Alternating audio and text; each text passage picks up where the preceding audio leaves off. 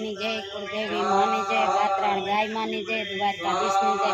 તો જ અમે વાડીમાં આવ્યો પ્રીતબેન ને ભાઈને ત્યાં હવન છે, વાસ્તુ છે, ભૂમિપૂજન છે, માતાજી છે.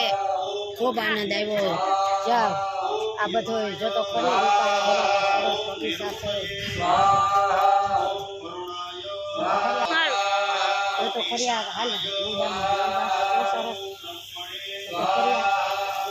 ભગવાનની કૃપા છે ને તો ખરી.